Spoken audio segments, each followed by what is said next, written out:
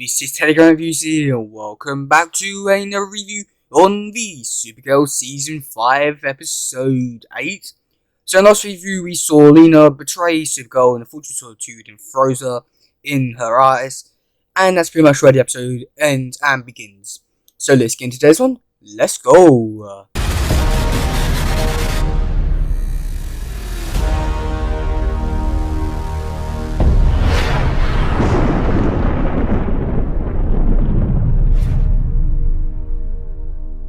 So this episode starts off with Supergirl escaping from the eyes because Brandy and Alex was out to free her.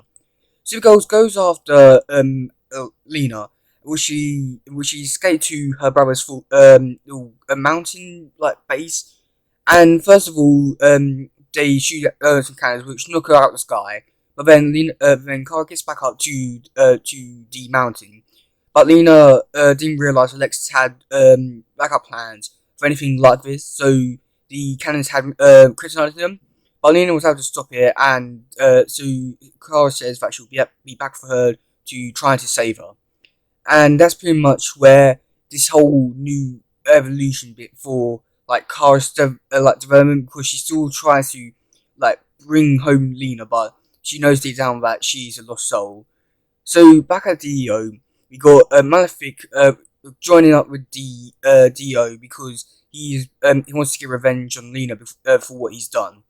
So he goes to the prison bit for DO because Alice doesn't trust him because of all the things that he's done to her family, her and Kelly. So meanwhile, we got the Leviathan striking back, and the old man he's gonna create a volcano basically. And that's pretty much where this whole episode pretty much begins and ends, because it's a very boring filler episode, to say the very least. So Andrea teams up with him by force, and then but then she's stuck in the pit, and it drains all the power from her. So Kara goes to try to see if Lena will be able to help her the DO from stopping the Leviathan by sending a hologram. Meanwhile, Alex uses this to her advantage by sending them a virus. And of course, Kara doesn't like this, and she doesn't do anything about it too much, I'd say. But that's pretty much, yeah, there wasn't really too much. But Brandy says that if they want to stop Lena, they need to use Malekith. And at first, Alex doesn't like this plan because he might betray them. But then when the system goes online, he does use his powers, and then because it's not strong enough, they had to get rid of their dampness, I think it is.